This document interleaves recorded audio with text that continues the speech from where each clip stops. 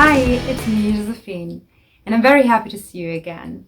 And today I'm talking about the issue you can have with those felted animals. When you have felted animals at home, then after playing a while with them, the wool sometimes starts to look very messed up.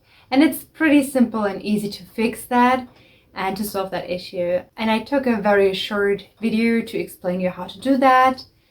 And I wish you lots of fun with that. Have a beautiful time.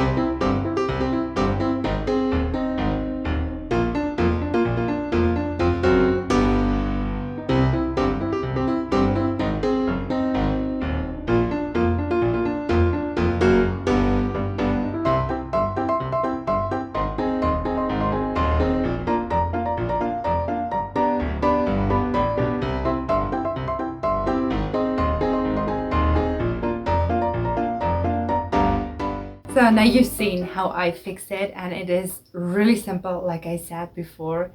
And if you enjoyed that video, don't forget to give it a thumbs up and subscribe to my channel if you would love to see more of those videos. Have a beautiful time.